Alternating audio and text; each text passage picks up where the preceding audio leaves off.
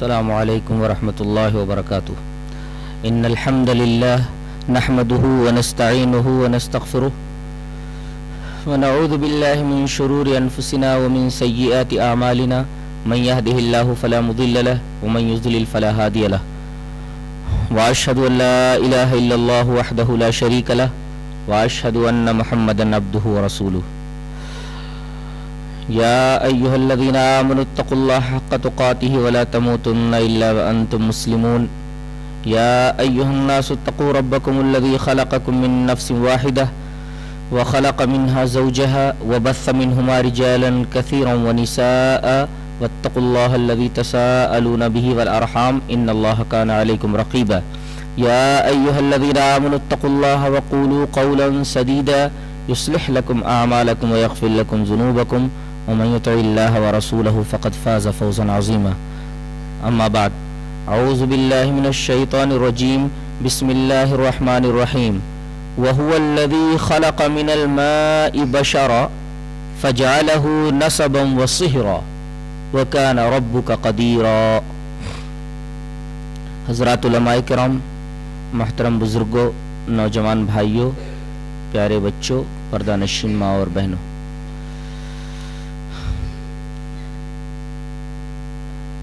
इस्लाम के मुआशरती निज़ाम में ख़ानदान को बहुत ही ज़्यादा अहमियत हासिल है। ख़ानदान का इस्तेहकाम तमद्दुन के इस्तेहकाम की अलामत है। यही वजह है कि इस्लाम के निसाब हयात यानी कुरान और हदीस में खानदान की तश्कील और तामीर के ताल्लुक से बड़ी वाज़ेह हिदायत मिलती हैं।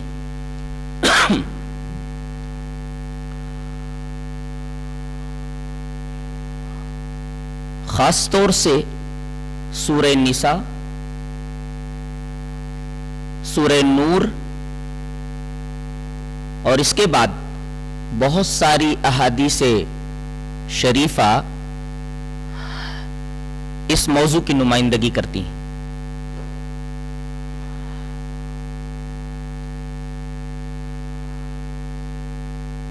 अल्लाह तबारक व तआला ने 10 जगह तकरीबन कराबतदारों के साथ हुस्न मुआमला करने का हुक्म दिया है और उनके हुकूक की अदायगी की ताकीद की है।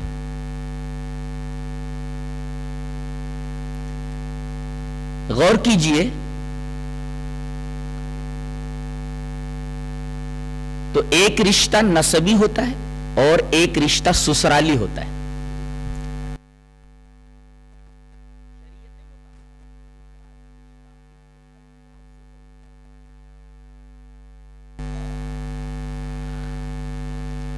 किसी भी अक्लमंद पर यह बात मख्फी नहीं है कि ससुराल वाले शौहर की जो बीवी है, बीवी के अहले कराबत है। ससुराल वाले बीवी के अहले कराबत है और यही ससुराल वाले शौहर के बच्चों के ननिहाली रिश्तेदार हैं। इस तरह एक तो उनसे दामादी रिश्ता है, दूसरे रहम का रिश्ता है। मुस्लिम शरीफ की एक रिवायत है कि नबी करीम सल्लल्लाहु अलैहि वसल्लम ने यह इरशाद फरमाया कि अनकरीब तुम एक मुल्क फतेह करोगे। इशारा था मिस्र की तरफ। अनकरीब तुम एक मुल्क फतेह करोगे यानी मिस्र को फतेह करोगे। अलामत यह बताई कि जहां कीरात का रिवाज होगा, जहां सिक्का जो होता है वो कीरात होगा, वहां कीरात का रिवाज होगा और उस वक्त कीरात का रिवाज मिस्र में था। جب تم ان کے اوپر فتح یاب ہو جانا تو ان کے ساتھ بھلائی کرنا، اس لیے کہ تمہارا ان کے ساتھ دامادی رشتہ بھی ہے اور رحم کا رشتہ بھی ہے. یہ تو مسلم کی روایت ہے. طبرانی میں تفصیل ہے. پہلے یہ جان لیں کہ حضرت اسماعیل علیہ السلام کی والدہ محترمہ حضرت ہاجرہ جو صفا سے مروہ، مروہ سے صفا کی طرف دوڑی تھی، اور اللہ تعالی نے اس کو شاعر میں سے بنا دیا. حاجی اور عمرہ کرنے والے کے لیے صحیح بین الصفا والمروہ ضروری قرار دیا گیا. یہ مصر ہی کی تھی. حضرت اسماعیل علیہ السلام کی والدہ ہاجرہ مصر کی تھی. اسی طرح آپ صلی اللہ علیہ وسلم کے بیٹے ابراہیم کی والدہ ماریا قبطیہ یہ بھی مصر ہی کی تھی.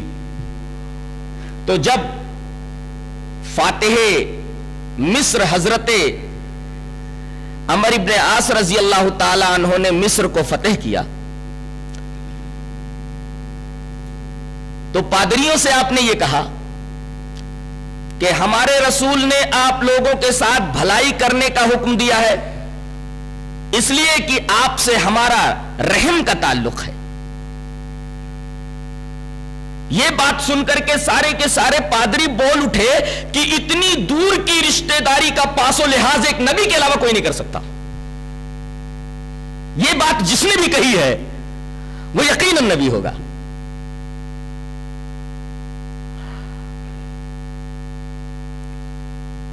آگے بڑھیں، سیرت کا مطالعہ کریں تو آپ پر یہ بات واضح ہو جائے گی کہ دعوت اللہ کی راہ میں، تبلیغ و دعوت کی راہ میں، نبی کریم صلی اللہ علیہ وسلم کی تحریک اور آپ کے مشن کی راہ میں مالی، بدنی، ہر طریقے کی قربانیاں سب سے زیادہ آپ کے سسرال والوں نے دیا ہے. حضرت خدیجۃ الکبریٰ جو کہ آپ کی بیوی ہے، اسلام کے راستے میں آپ کی قربانیاں کسی بھی صاحب علم کے اوپر مخفی نہیں ہیں.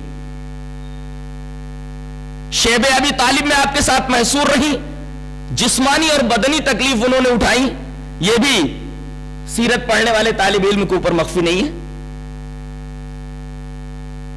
مکہ سے مدینہ کی طرف جب آپ نے ہجرت فرمائی تو ساتھ میں آپ کے سسر حضرت ابو بکر رضی اللہ تعالیٰ عنہ جو یار غار ہیں، غار ثور میں تقریباً 3 دن تک ان کے ساتھ رہے، اور پورے ہجرت کے سفر میں آپ کو نبی کریم صلی اللہ علیہ وسلم کی رفاقت نصیب ہوئی. جب کسی زہریلے جانور نے حضرت ابو بکر صدیق رضی اللہ تعالیٰ عنہ کو کاٹ لیا تو نبی کریم صلی اللہ علیہ وسلم نے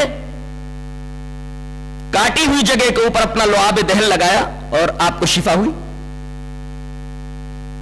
حضرت ابو بکر رضی اللہ تعالیٰ عنہ نے نظر اٹھا کر کے جب دیکھا تو آپ کو یہ پتا چلا کہ قدموں کے نشانات کا تتبع کرتے ہوئے جواسیس یہاں تک پہنچ چکے ہیں. گھبرا کر کے حضرت ابو بکر نے فرمایا کہ اے اللہ کے رسول، لو ان احدہم نظر تحت قدمیہ لابصرنا، اے اللہ کے رسول اگر ان میں سے کسی نے اپنے قدم کے نیچے کی طرف دیکھ لیا تو ہم پکڑے جائیں گے، ہم کو دیکھ لیا جائے گا. نبی کریم صلی اللہ علیہ وسلم نے بڑے اطمینان و سکون کے ساتھ یہ ارشاد فرمایا، ابو بکر تمہارا کیا گمان ہے اس بات کے بارے میں، 2 آدمیوں کے بارے میں جن کا تیسرا اللہ تبارک تعالیٰ ہے. اور قرآن نے خود کہا لا تحزن ان اللہ معنا، غم نہ کر اس لیے کہ اللہ ہمارے ساتھ ہے. یہ نبی کریم صلی اللہ علیہ وسلم کا قول حضرت ابو بکر صدیق رضی اللہ تعالیٰ عنہ کی تسلی و تشفی کے لیے تھا. اور جب آپ نے ہجرت کا سفر شروع کیا تو ٹفن بنا کر کے آپ کی سالی محترمہ حضرت اسما بنت ابی بکر لائی، اور جب توشے دان کا منہ باندھنا ہوا تو اپنے کمر کا پٹکا پھاڑ کر کے 2 حصے کر دیے اور اس سے توشا دان باندھ دیا گیا، اور اس وجہ سے ان کو ذات النطاقین کا خطاب دیا گیا. اور میں نے جب غار ثور کے دامن میں کھڑے ہو کر کے اپنی نگاہ اوپر اٹھائی، اس وقت جب میں عمرے کے لیے گیا ہوا تھا، تو میرے بدن کے روکٹے کھڑے ہو گئے یہ سوچ کر کے کہ ایک صنف نازک آپ کی سالی اسما بنت ابی بکر کس طرح چھپ چھپا کر کے مکہ سے چل کر کے وہ بھی پیدل دشوار گزار راستوں کو عبور کرتے ہوئے اس پہاڑ کے اوپر کیسے چڑھتی تھی اور ٹفن کیسے پہنچاتی تھی. تو ہجرت کی راہ میں قربانیاں آپ کے سسرال والوں نے دی. ایک طرف سسر ہے, دوسری طرف سالی ہے, اور یہی حال موسیٰ علیہ السلام کا ہے. اس لیے کہ موسیٰ علیہ السلام اور آپ کی جو امت ہے بڑی حد تک نبی کریم صلی اللہ علیہ وسلم کی زندگی اور آپ کے امتیوں سے مشابہ ہے. حضرت موسیٰ علیہ السلام بھی بے یار و مددگار مصر سے نکلنے پر مجبور ہوئے. نبی کریم صلی اللہ علیہ وسلم بھی جب نکلے چاروں طرف خطرہ ہے, پکڑے جانے کا خدشہ ہے, تلواروں کے سائے میں سے آپ نے راستہ نکالا, وہاں سے گزرے آپ. اسی طریقے سے حضرت موسیٰ علیہ السلام کے بارے میں اللہ تبارک و تعالی نے فرمایا وَلَمَّا تَوَجَّهَ تِلْقَاءَ مَدْيَنَ قَالَ عَسَىٰ رَبِّي أَن يَهْدِيَنِي سَوَاءَ السَّبِيلِ, اور اس سے پہلے یہ فرمایا گیا فَخَرَجَ مِنْهَا خَائِفًا يَتَرَقَّبُ, نکلے وہ ڈرتے ہوئے ادھر ادھر دیکھتے ہوئے. یہی حال نبی کریم صلی اللہ علیہ وسلم کا تھا. خوف کے عالم میں آپ نے ہجرت کا سفر شروع کیا. موسیٰ علیہ السلام نے بھی خوف کی حالت میں مصر سے روانگی شروع کی, اور بے یار و مددگار جب شہر مدین میں پہنچے تو اللہ تبارک و تعالی نے ان کو حضرت شعیب کیا پہنچا دیا. حضرت شعیب نے اپنی بیٹی سے ان کا نکاح فرمایا, وہاں ان کو لڑکی بھی مل گئی, بیوی بھی مل گئی, اور دوسرے پیٹ بھرنے کا رزق کا ذریعہ بھی اللہ تبارک و تعالی نے دے دیا. تو حضرت موسیٰ علیہ السلام جب بے یار و مددگار تھے اس وقت ان کے سسرال کے لوگوں نے ان کا ساتھ دیا. حضرت عثمان غنی رضی اللہ تعالیٰ عنہ آپ کے داماد ہیں. آپ کی مالی قربانیاں سیرت کا ہر طالب علم جانتا ہے کہ اللہ کے راستے میں انہوں نے کتنا مال خرچ کیا ہے.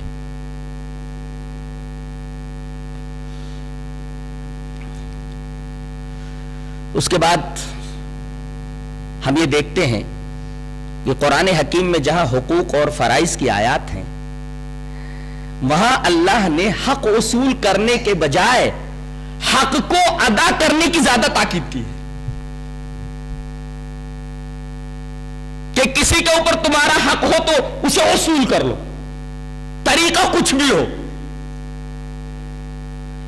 بلکہ حقوق کو وصول کرنے کے بجائے حقوق کی ادائیگی کا حکم دیا ہے. فرمایا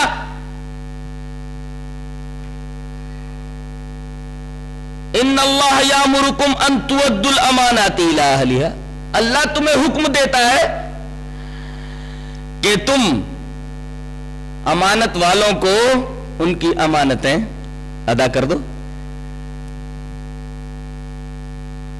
قرابت داروں کو ان کا حق دے دو. کہیں یہ نہیں کہا کہ اگر تمہارا حق کسی کے اوپر ہو تو جبرن وہ حق تم وصول کر لو.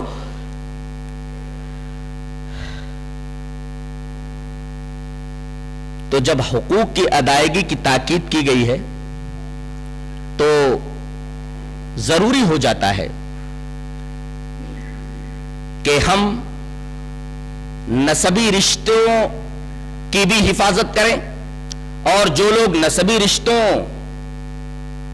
سے ہم سے جڑے ہوئے ہیں ان کے حقوق کا خیال رکھیں, اور سسرالی رشتے سے جو لوگ ہم سے جڑے ہوئے ہیں ان کے بھی حقوق کا ہم خیال رکھیں, ان کے بھی حقوق کا پاس و لحاظ کریں.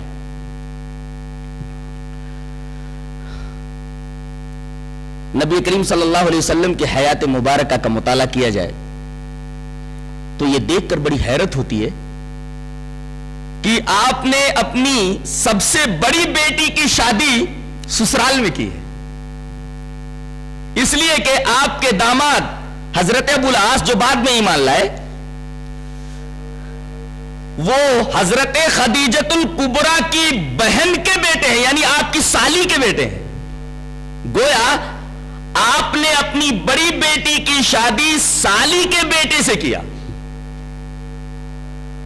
آپ کا یہ اسوہ بتا رہا ہے کہ اگر سسرال کے اندر کوئی معقول رشتہ موجود ہو لڑکی کا یا لڑکے کا تو اسے ترجیح دی جائے تاکہ سسرالی رشتے کے اندر اور استواری آئے، سسرالی تعلق اور زیادہ مضبوط ہو، جیسا کہ نبی کریم صلی اللہ علیہ وسلم نے کیا.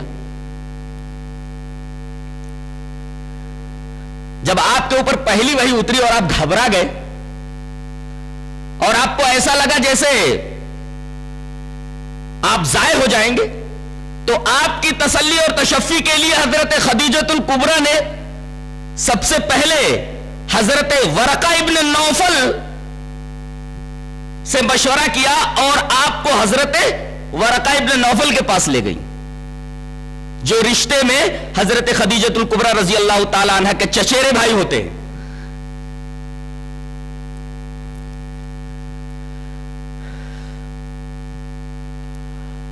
آپ کی ایک بیوی حضرت خدیجۃ الکبریٰ ہے، سب سے پہلی بیوی، سب سے محبوبہ بیوی. ایک دفعہ حسانہ مزنیہ نبی کریم صلی اللہ علیہ وسلم سے ملاقات کے لیے آئیں اور بڑی دیر تک آپ ان سے باتیں کرتے رہے، ان کے حالات دریافت کرتے رہے. جب حسانہ مزنیہ چلی گئی، مزنی قبیلے سے تھی، قبیلے مزن سے تھی، وہ مزنیہ قبیلے سے تھی، نام حسانہ تھا.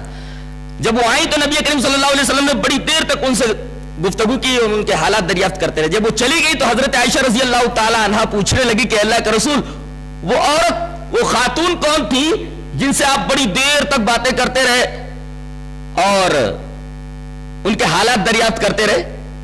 کہا کہ وہ حسانہ مزنیہ تھی، میری پہلی بیوی خدیجۃ الکبریٰ کی سہیلی تھی. نبی کریم صلی اللہ علیہ وسلم سسرالی رشتے کا پاس اتنا کرتے تھے کہ اگر بیوی کی کوئی سہیلی آ جاتی تھی تو آپ اس کا ادب و احترام کرتے تھے، اس کی تعظیم اور تکریم کرتے تھے.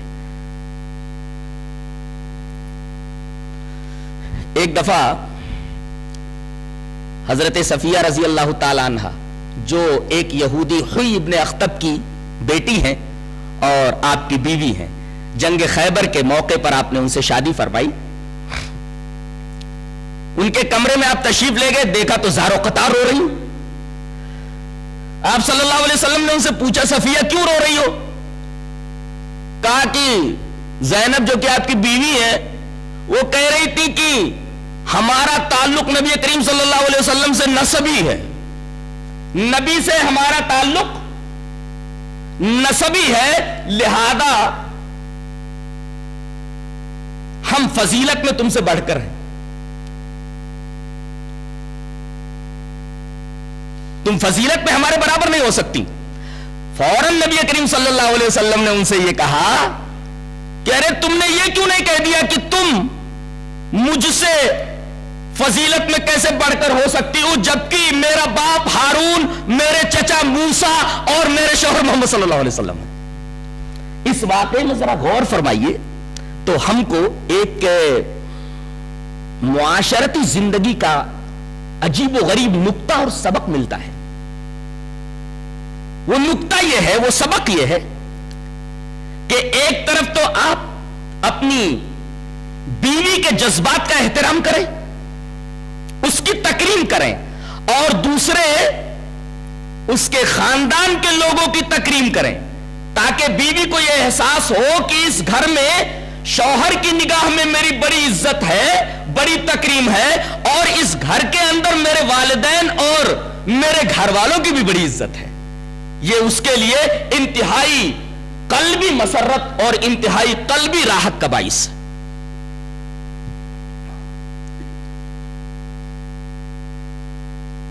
کہ آپ نے خود ان کی تکریم فرمائی کہ تم سے فضیلت میں بڑھ کر کے وہ کیسے ہو سکتی ہے.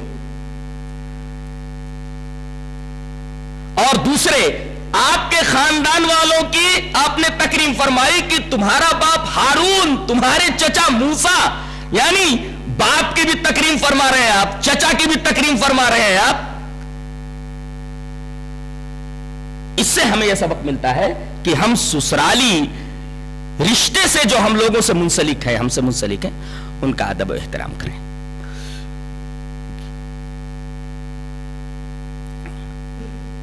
حضرت میمونہ بنت حارث رضی اللہ تعالی عنہ آپ کی ایک بیوی ہے. ایک دفعہ انہوں نے ایک لونڈی آزاد کی. مسلم شریف کی یہ روایت ہے کہ نبی کریم صلی اللہ علیہ وسلم نے فرمایا تم نے لونڈی آزاد کر دی، تم نے اپنے ماموں کو دے دیا ہوتا. لیکن بخاری شریف کی روایت اختوکا کی ہے کہ اگر تم اس لونڈی کو آزاد کرنے کے بجائے اپنی بہن کو دے دیتی، بہن اس لونڈی سے فائدہ اٹھاتی تو تمہارا اجر بڑھ جاتا. آپ دیکھ رہے ہیں اپنی سالی کو وہ لونڈی دینے کی بات نبی کریم صلی اللہ علیہ وسلم کر رہے ہیں کہ اگر اس لونڈی کو آزاد کرنے کے بجائے میری سالی یعنی تم اپنی بہن کو دے دیتی تو تمہارا اجر بڑھ جاتا. اس سے بھی پتا چلا کہ آپ صلی اللہ علیہ وسلم سسرالی رشتے کا کس قدر خیال رکھتے تھے.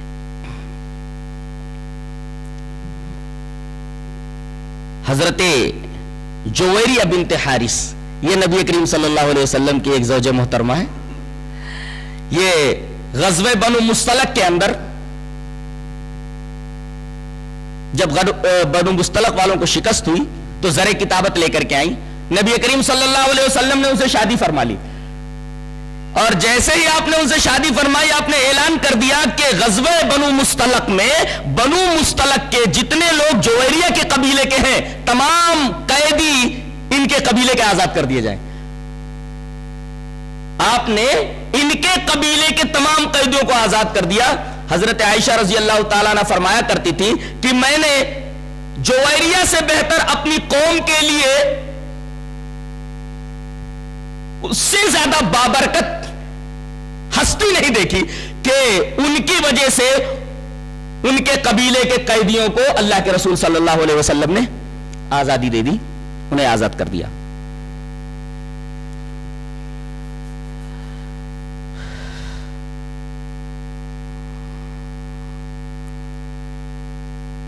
یہ تو تھا شوہر کا معاملہ، داماد کا معاملہ کہ داماد اپنے سسرال والوں کے ساتھ کیا سلوک کرے. اب سسرال والوں کا کیا فریضہ بنتا ہے داماد کے تعلق سے، اس سلسلے میں بھی نبی کریم صلی اللہ علیہ وسلم کی حیات مبارکہ دیکھیں اور نبی کریم صلی اللہ علیہ وسلم کی سیرت اٹھا کر کے دیکھیں. حضرت عثمان غنی رضی اللہ تعالیٰ عنہ کے بارے میں آپ کو معلوم ہے کہ آپ نے یکے بعد دیگرے 2 بیٹیاں ان کے نکاح میں دی، ام کلثوم اور حضرت رقیہ، اور آپ نے ارشاد فرمایا کہ اگر میری 10 بیٹیاں بھی ہوتی تو میں یکے بعد دیگرے عثمان کے نکاح میں دے دیتا. کیا پتا چلا؟ پتا یہ چلا کہ حضرت عثمان غنی رضی اللہ تعالیٰ عنہ اپنی بیویوں کے تعلق سے بہت ہی عظیم ہستی تھے. آپ سیرت عثمان غنی پڑھیے تو آپ کو معلوم ہوگا کہ یہی وہ داماد ہے کہ رسول اللہ صلی اللہ علیہ وسلم کی دونوں بیٹیوں کے تعلق سے کبھی کوئی شکایت جناب محمد رسول اللہ صلی اللہ علیہ وسلم کیا نہیں آئی.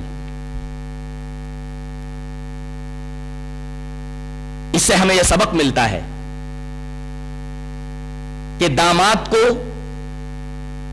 اپنے سسر کی بیٹی یعنی بیوی سے بہت اچھا سلوک کرنا چاہیے. حتی الامکان وہ یہ کوشش کرے کہ اس کی ذات سے بیوی کے واسطے سے سسر کو یا ساس کو کوئی تکلیف نہ پہنچے.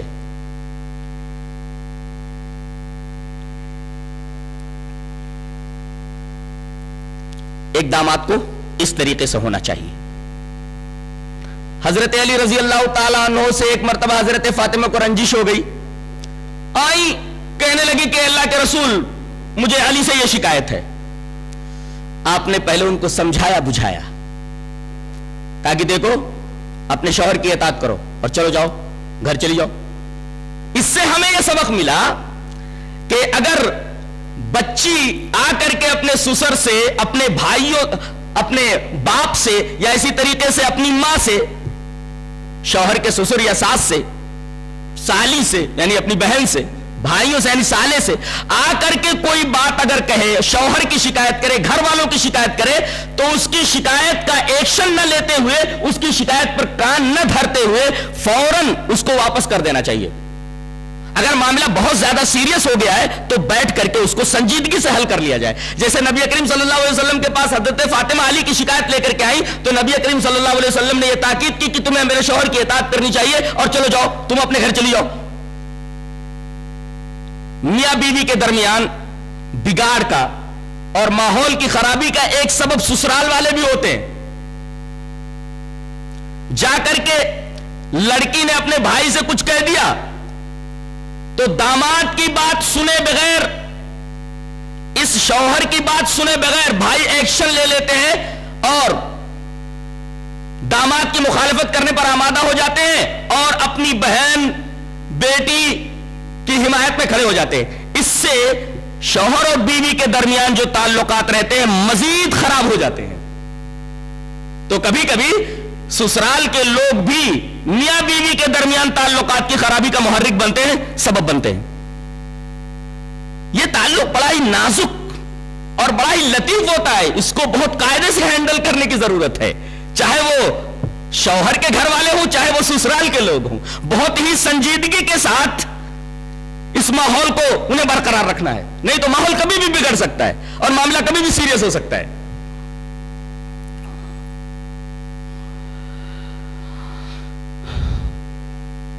بہو کو کس طرح ہونا چاہیے، یہ بہت اہم پہلو ہے۔ اس بات کو نہ سمجھنے کی وجہ سے بہت ساری شکایتیں اور بہت ساری خرابیاں گھر کے ماحول میں پیدا ہو جاتی ہیں۔ لڑکی جو بیوی بن کر کے آئی ہے، کسی کی بہو بن کر کے آئی ہے، اس کے حقوق کیا ہیں؟ ہم ان حقوق کو 3 خانوں میں بانٹ لیتے ہیں۔ پہلا حق ہے اطاعت کا، دوسرا حق ہے خدمت کا، اور تیسرا حق ہے احسان کا۔ اطاعت صرف وہ اپنے شوہر کی کرے گی کہ وہ جو حکم دے، اگر اللہ اور اس کے رسول کی خلاف ورزی نہیں ہے تو چپ چاپ اس کو تسلیم کرے۔ یہ حق کا پہلا خانہ ہے، اطاعت کا۔ اطاعت وہ صرف اپنے شوہر کی کرے گی۔ دوسرے خدمت۔ خدمت کا مطلب ہے جسمانی فائدہ پہنچانا، ہاتھ پیر سے، زبان سے فائدہ پہنچانا، مثلا کھانا پکانا، کپڑے دھونا، سلنے پرونے کا کام کرنا وغیرہ۔ یہ عورت کی شرعی ذمہ داری نہیں ہے، شرعی ذمہ داری نہیں، اس کی ذمہ داری صرف ایک قرآن نے بتایا ہے، بچوں کی پرورش کی ذمہ داری۔ اللہ نے فرمایا وَوَصَّيْنَا الْإِنسَانَ بِوَالِدَيْهِ حَمَلَتْهُ أُمُّهُ وَهْنًا عَلَى وَهْنٍ وَفِصَالُهُ فِي عَامَيْنِ أَنِ اشْكُرْ لِي وَلِوَالِدَيْكَ۔ قرآن حکیم کے اس بیان پر ایک غور کی نظر ڈالیے، آپ کو پتا چلے گا کہ یہاں 2 مرتبہ وہن کا لفظ استعمال ہوا ہے۔ وہن کا مطلب ہوتا ہے کمزوری، وَهْنًا عَلَى وَهْنٍ، یہ 2 مرتبہ وہن لانے کی کیا ضرورت تھی؟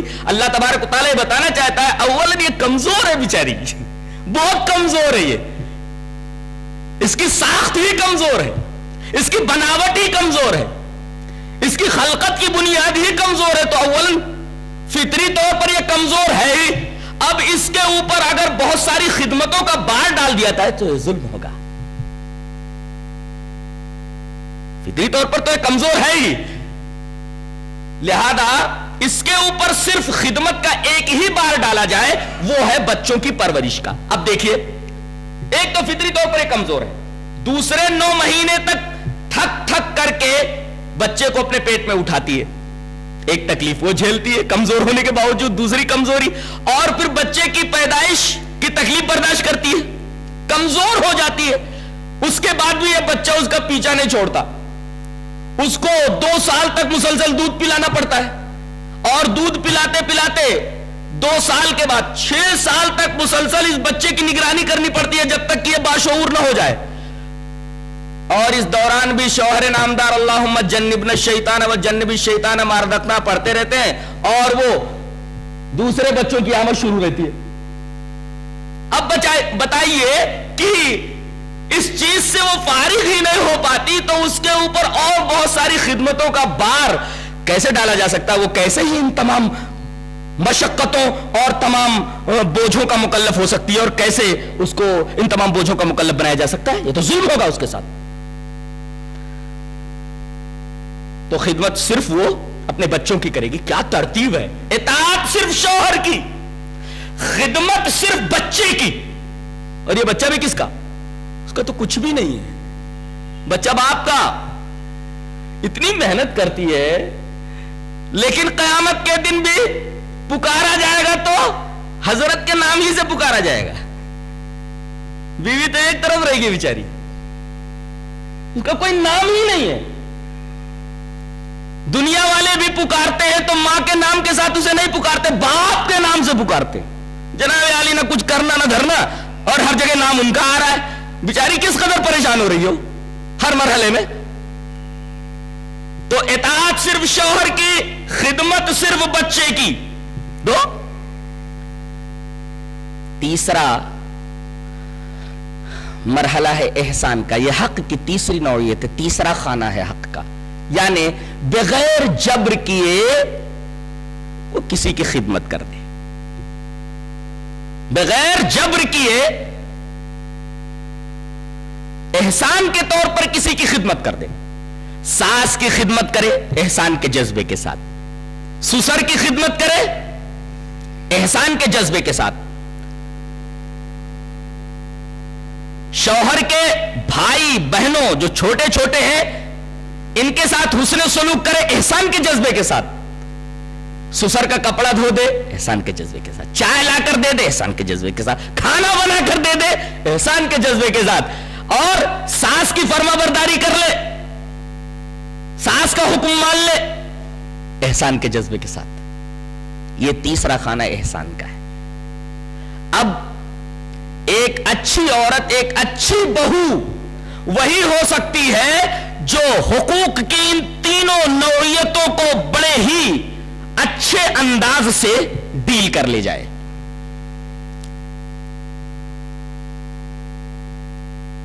حضرت کبشہ بنت کعب ابن مالک، کعب ابن مالک جانتے ہیں؟ وہ 3 لوگ جو جنگ تبوک سے پیچھے رہ گئے تھے اور جن کے بارے میں بڑی سخت وعید آئی تھی اور تقریباً 50 دنوں کے بعد ان کی توبہ قبول ہوئی تھی. مرارہ ابن ربیہ، ہلال ابن امیہ، مرارہ ابن ربیع، ہلال ابن امیہ اور کعب ابن مالک ان کی بیٹی ہیں. حضرت کعب ابن مالک کی بیٹی ہے کبشہ بنت کعب ابن مالک.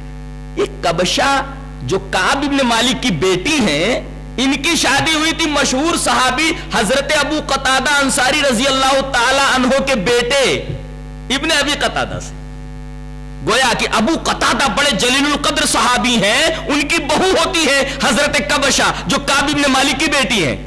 ایک دفعہ حضرت ابو قتادہ تشریف لائے جو بہت معزز صحابی ہیں، نبی کریم صلی اللہ علیہ وسلم کے بہت پیارے صحابی ہیں. حضرت کبشہ بھاگ کر کے اندر گئی، نماز کا وقت ہو رہا تھا، فوراً لا کر کے وضو کا پانی رکھ دیا. کہا کہ بیٹی یہ کیا ہے؟ کہا کہ ابو نماز کا وقت ہو گیا ہے، وضو بنا لیجئے. حضرت نے جب وضو بنانے کا ارادہ فرمایا اتنے میں ایک بلی آ گئی.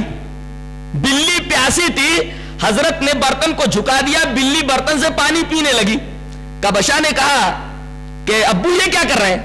کہا کہ میری بھتیجی، میری بچی، تجھے معلوم نہیں رسول اللہ صلی اللہ علیہ وسلم ایسا ہی کیا کرتے تھے، اگر کوئی پیاسی بلی آ جاتی تھی تو برتن کو جھکا دیتے تھے. اور کیا تجھے یہ معلوم نہیں کہ بلی کا جھوٹا نجس نہیں ہے؟ یہ نبی کریم صلی اللہ علیہ وسلم کا ارشاد پاک ہے کہ بلی نجس نہیں ہے، اس کا جھوٹا پاک ہے، اس لیے کہ طوافین اور طوافات میں سے یہ تو گھروں میں گھومتی رہتی ہے، اگر یہ کسی چیز کو جھوٹا کر دے تو وہ چیز حرام نہیں ہوتی، اس لیے کہ یہ نجس نہیں ہے. اس سے یہ پتا چلا کہ بہو کو اپنے سسر کی خدمت کرنی چاہیے، جیسے کہ حضرت کبشہ نے حضرت ابو قتادہ کے آنے پر فوراً پانی لا کر کے رکھ دیا. کیا اس سے ایک بہو کو یہ سبق نہیں ملتا کہ اگر چائے کا وقت ہو رہا ہے تو احساناً ہی لے جا کر اپنے سسر کو چائے دے دے؟ نہانے کا وقت ہو گیا ہے تو پانی رکھ دے، یا گیزر وغیرہ چلا دے، یا پانی رکھ دے، یا اس طریقے کے کام کر دے۔ تو ایک اچھی بہو کا یہی وتیرہ ہونا چاہیے۔ ساس کو کس طرح رہنا چاہیے، یہ بنیاد ہے۔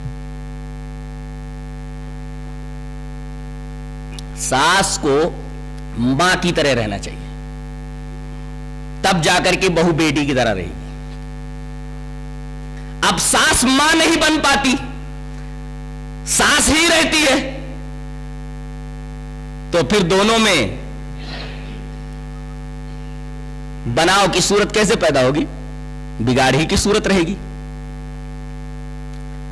اسی وجہ سے یہ جو ماحول ہے ساس اور بہو کا، اس کو دیکھ کر کے شادی کی بات طے ہو جانے کے بعد ہی سے بہو ڈرتی رہتی ہے کہ نہ جانے اس گھر کے اندر جانے کے بعد میرے ساتھ میری ساس کا کیا سلوک ہوگا۔ بیچاری گھبراتی رہتی ہے، ڈرتی رہتی ہے۔ یہ جو فطری جھجک ہے، اس کی فطری الجھن ہے، وہاں اگر کوئی بات اس کے مزاج کے خلاف ہو گئی تو یہ ڈر اور زیادہ بڑھ جاتا ہے، اور اس طریقے کا خوف آگے چل کر کے بگاڑ کے اندر کافی زبردست رول ادا کرتا ہے۔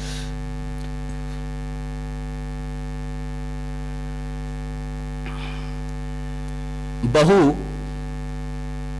چائے لے کر کے آ رہی ہے ٹرے میں، اس لیے کہ ساس کی بہت ساری سہیلیاں آئی ہیں، اب ان سہیلیوں کو چائے پلانا ہے۔ جیسے ہی چوکٹ کے پاس پہنچتی ہے، کسی طریقے سے الجھ کر کے گر پڑتی ہے، چائے زمین پر گر جاتی ہے، کپ وغیرہ ٹوٹ جاتے ہیں۔ اب اس معاملے میں ساس کا دو رویہ،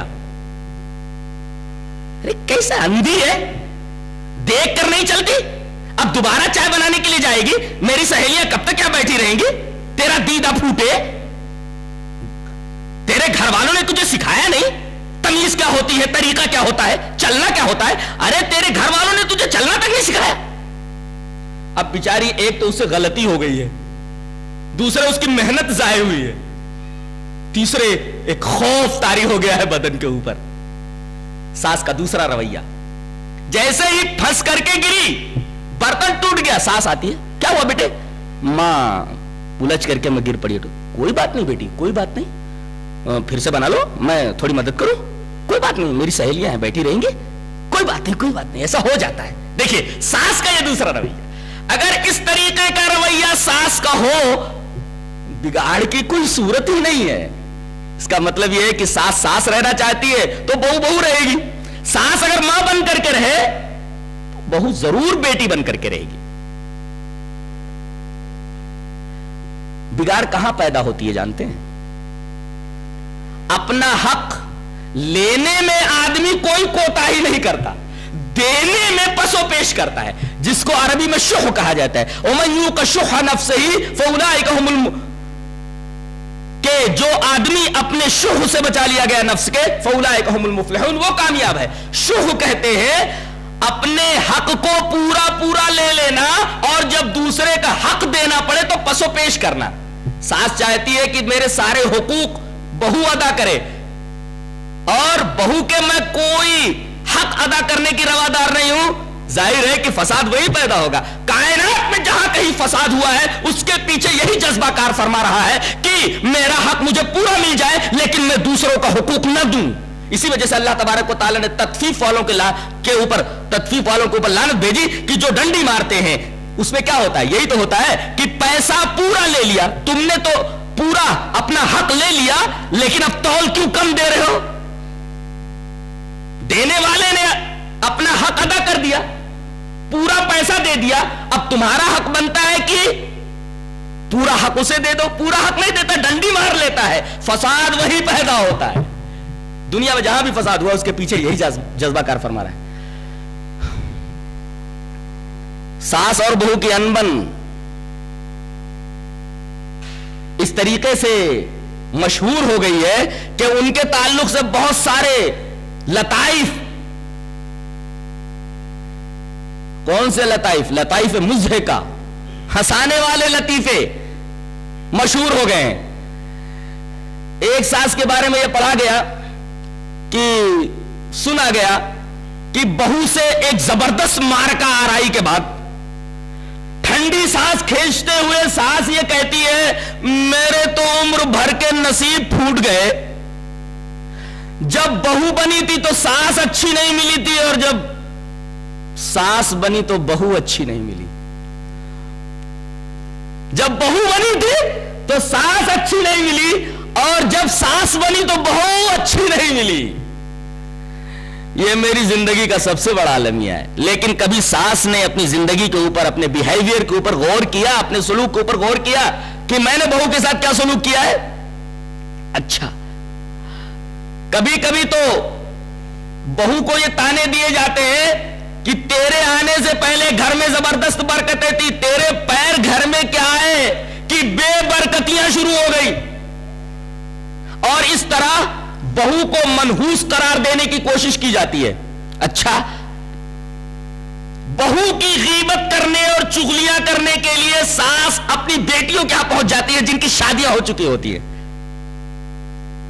ارے میری بچی، میں کیا بتاؤں کس قدر پریشان ہوں میں، کیسی ڈائن گھر میں آ گئی ہے.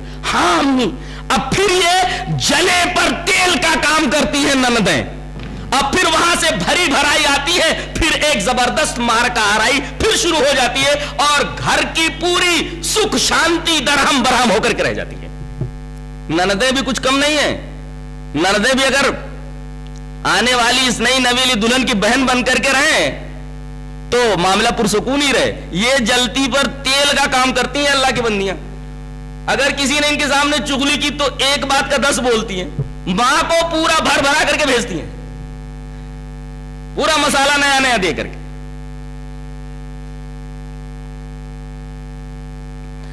اور ان دو نایوں کے درمیان میں، ان دو کشتیوں کے درمیان میں یہ شوہر نامدار جو ہے، یہ بہت برا حال ان کا ہو جاتا ہے. اب کیا حال ہوتا ہے دو کشتیوں پر قدم رکھنے والے کا؟ اہل علم اور اہل شعور کے اوپر بات مخفی نہیں ہے.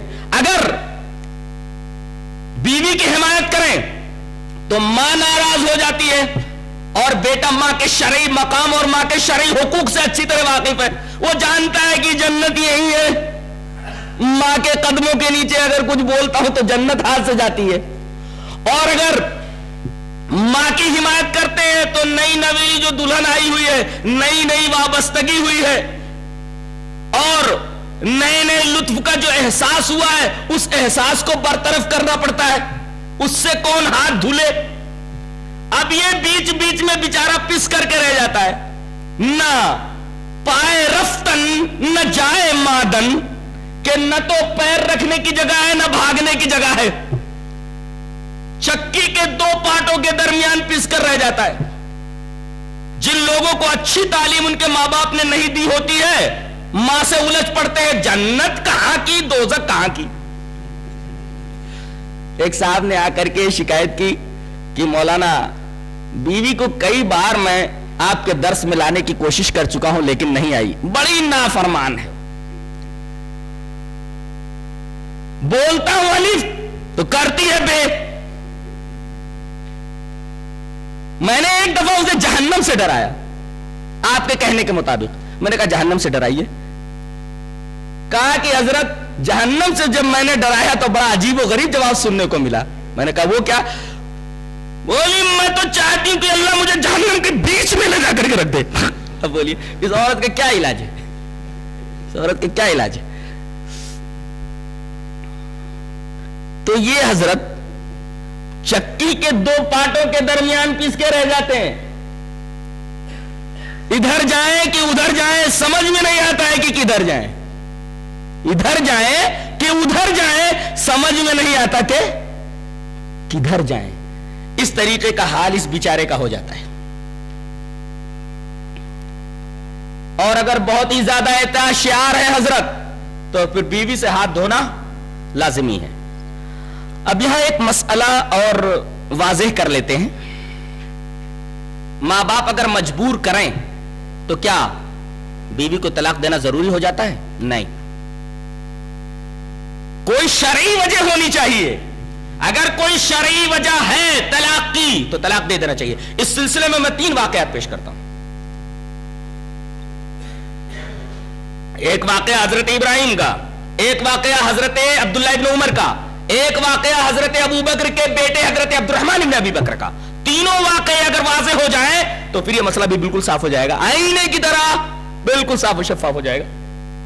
حضرت ابراہیم علیہ السلام کے بارے میں آپ کو معلوم ہے کہ حضرت اسماعیل اور ان کی والدہ محترمہ حضرت حاجرہ کو چھوڑ کر وادی غیر ذی زرع میں چلے گئے تھے. حضرت اسماعیل نے ایک عورت سے شادی کر لی. حضرت کافی عرصے کے بعد تشریف لائے، پتا چلا کہ یہ میری بہو ہے. کہا کہ بیٹے کیسا چل رہا ہے، کیا حال چال ہے گھر کا؟ تو وہ معاشی پریشانیوں کا رونا رونے لگی. صحیح سے کھانے کو نہیں ملتا، صحیح سے سونے کو نہیں ملتا. معاشی پریشانیوں کا دکھڑا لے کر کے بیٹھ گئی، معاشی پریشانیوں کا رونا رونے لگی. حضرت جب واپس ہونے لگے تو یہ کہہ کر گئے کہ جب اسماعیل آئے تو ایک جملہ ان سے کہہ دینا، غیر اتبت بابک، اپنے گھر کی چوکھٹ بدل دینا. غیر اتبت بابک، اپنے گھر کی چوکھٹ بدل دینا. اتبت الباب مانے چوکھٹ. اب جب حضرت اسماعیل واپس آئے تو ان کی بیوی نے کہا کہ ہمارے سسر آئے تھے آپ کے والد اور یہ جملہ کہہ کر کے گئے اپنے گھر کی چوکھٹ بدل دے. کہا کہ میرے والد تم کو طلاق دینے کا اشارہ دے کر کے گئے ہیں، لہذا اب میں تمہیں طلاق دیتا ہوں. سوال یہ ہے کہ حضرت ابراہیم کے کہنے پر حضرت اسماعیل علیہ السلام نے طلاق دے دی، جبکہ انہوں نے واضح طور پر تو طلاق دینے کے لیے نہیں کہا تھا. جواب اس کا یہ ہے کہ حضرت ابراہیم علیہ السلام کو ایک عظیم الشان نسل کا، ایک عظیم الشان امت کا جد امجد بننا تھا، اور ایک عظیم الشان امت کا جد امجد بننے کے لیے ایک عظیم الشان بہو کی ضرورت تھی. اور یہ عورت جو فی الحال حضرت اسماعیل کے نکاح میں تھی، یہ قطعاً اس عظیم امت کے لیے موضوع نہیں تھی. لہذا چونکہ اس کا اثر ڈائریکٹ شریعت کے اوپر پڑ رہا تھا، اسی وجہ سے حضرت ابراہیم علیہ السلام نے طلاق دینے کا حکم دیا، اور حضرت اسماعیل جیسے وفا شعار بیٹے نے اس کو گہرائی سے سمجھا، گہرائی سے لیا اور فوراً طلاق دے دی. آگے بڑھیے. حضرت عمر رضی اللہ تعالیٰ عنہ نے ابن عمر جیسے متشر، یہ لفظ اس وجہ سے استعمال کر رہا ہوں کہ یہی لفظ میرے استدلال کا مدار ہے، کہ حضرت عمر نے کہا اپنی بیوی کو طلاق دے دے. حضرت ابن عمر رضی اللہ تعالیٰ عنہ نے باپ کے حکم کی تعمیل کرتے ہوئے اپنی بیوی کو طلاق دے دی. علت ہم نے جاننی چاہیے کہ بھائی علت کیا تھی. اگر بلا وجہ اپنی بہو کو طلاق دینے کا حکم دے رہے ہیں تو لازم آتا ہے کہ جن کے بارے میں اللہ نے رحماء بینہم کہا ہے وہ ایسا کیسے کر سکتا ہے. حضرت عمر رضی اللہ تعالیٰ عنہ کے بارے میں تو کیا تمام صحابہ کرام کے بارے میں اللہ تبارک تعالیٰ نے فرمایا تو کفار کے اوپر سخت ہے، لیکن آپس میں تو رحیم ہے. تو یہ تو صحابہ کرام کے رحمت کے خلاف ہے کہ بلا وجہ بہو کے بارے میں یہ کہے اپنے بیٹے سے کہ اس کو طلاق دے دے. کوئی وجہ تو ہونی چاہیے. لہذا علت کا جب پتہ لگایا گیا تو علت یہ معلوم ہوئی کہ حضرت اس خوبصورت بیوی کی وجہ سے مسبوق ہو جاتے تھے نماز میں دیر سے پہنچتے تھے. اور آپ کو یہ اچھی طرح معلوم ہے کہ حضرت ابن عمر بہت ہی متشرع تھے، نبی کریم صلی اللہ علیہ وسلم کی سنتوں پر حد درجہ عمل کرنے والے.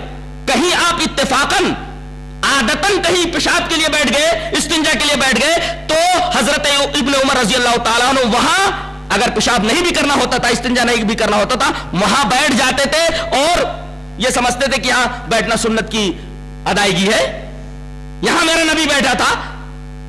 اس طرح انہیں سنتوں سے محبت تھی. حضرت عمر نے دیکھا کہ یہ اتنا متشرع ہے میرا بیٹا، نماز میں ابھی مسبوق ہو رہا ہے، کہیں آگے چل کر کے یہ اس کی شریعت کے لیے، اس کے دین کے لیے یہ عورت فتنہ نہ بن جائے. لہذا چونکہ اس عورت کے عادات و اطوار شریعت کے اوپر اثر انداز ہو رہے تھے، حضرت عمر جیسے دور رس شخص نے، دور رس خلیفہ نے حکم دے دیا کہ اس عورت کو فوراً طلاق دے دو تاکہ تمہاری شریعت کے اوپر، تمہاری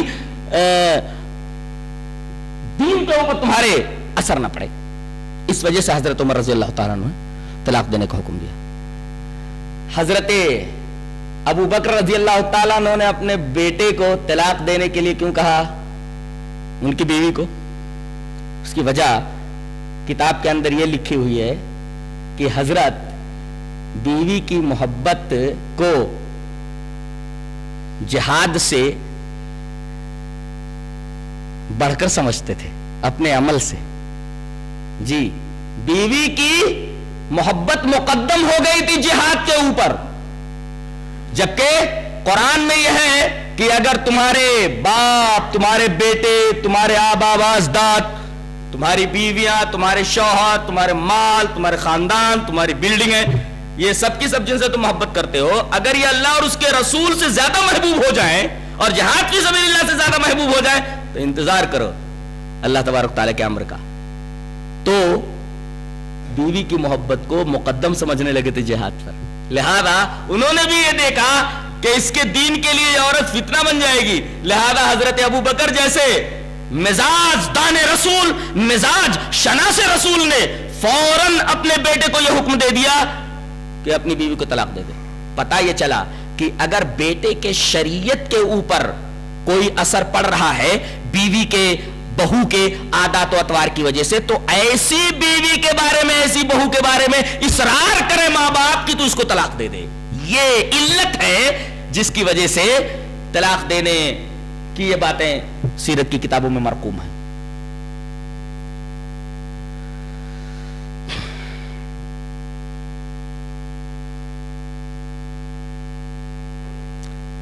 بگاڑ کا ایک اور سبب ہے مشترکہ رہائش میاں بیوی کے درمیان. مشترکہ رہائش کا میں مفہوم یہ سمجھتا ہوں کہ جیسے بہن کی شادی ہو گئی، شوہر کے ساتھ گھر میں آ کر کے رہنے لگی. ارے بھائی جب تک شادی نہیں ہوئی ہے تب تک گھر میں رہے گی. وہ شادی ہو گئی، شوہر کے ساتھ آ کر کے رہنے لگی. ماموں بھی وہی رہ رہا ہے، جیٹ بھی وہی رہ رہا ہے، دیور بھی وہی رہ رہا ہے، دیورانی بھی وہی رہ رہی ہے، سب کے سب وہی رہ رہے ہیں. پرائیویسی متاثر ہو رہی ہے بہو کی. اسی وجہ سے کہا گیا کہ اس کے لیے ایک الگ کمرہ، یا اگر میسر ہو تو ایک الگ مکان لے کر کے دے دو. اور اللہ تبارک و تعالی نے بیویوں کی طرح نسبت کر کے کہا ہے کہ تمہارا گھر وَقَرْنَ فِي بُيُوتِكُنَّ، تم جمیر ہو اپنے گھروں میں. یہ نہیں کہا گیا تمہارے سسر کے گھروں میں، وہ تو سسر کا گھر ہے، وہ تمہارا گھر ہونا چاہیے. جی لہذا اس کو خرید کر کے گھر دو. اب آپ ایک سوال کر سکتے ہیں کہ اس مہنگائی کے دور میں جہاں ایک چھوٹا سا کمرہ لینا مشکل ہے، مکان لینا کیسے ممکن ہو سکتا ہے؟ یہ کام کیسے ہو سکتا ہے؟ در حقیقت یہ اعتراضات جو کرتے ہیں لوگ، یہ بے جا اعتراضات ہیں. کیوں؟ اس لیے کہ نبی کریم صلی اللہ علیہ وسلم کی سیرت ہماری نگاہوں سے اوجھل ہو گئی ہے. آپ جب مکے سے مدینہ تشریف لائے آپ کے پاس کیا تھا؟ کچھ بھی نہیں تھا. آپ نے تقریباً 13 شادیاں کی، 9 ایک ساتھ کی بیویاں اور ایک بیٹی بھی ساتھ میں ہے حضرت فاطمہ. لیکن آپ دیکھیں گے کہ ہر ایک کے لیے کمرے الگ الگ، ہر ایک کے مکانات الگ الگ. مکان کا مطلب 10 بائی 10 کا کمرہ. یہاں تک کہ آپ جب سجدہ کرتے تھے تو حضرت عائشہ رضی اللہ تعالی عنہ آڑی لیٹی رہتی تھی.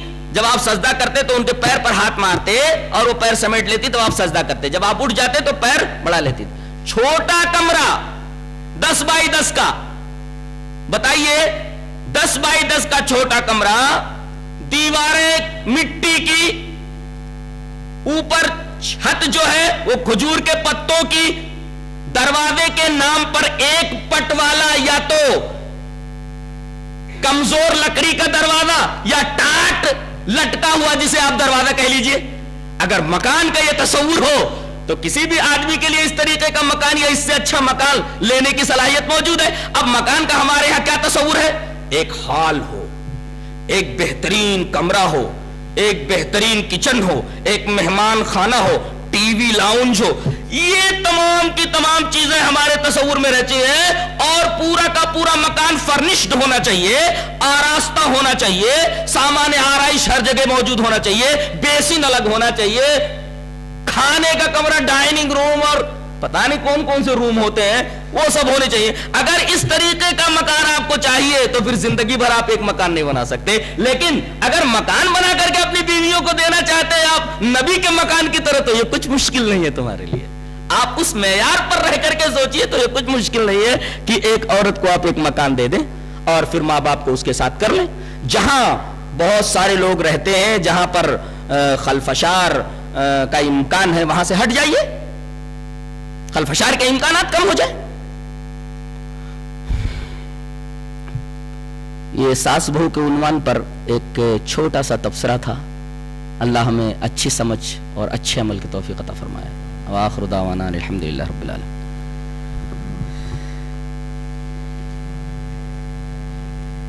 السلام علیکم ورحمۃ اللہ وبرکاتہ۔ محترم حضرات، انشاءاللہ حافظ جلال الدین صاحب کا علم غیب کے عنوان پر جو بہت ہی اہم عقیدے کی اصلاح کے لیے بہت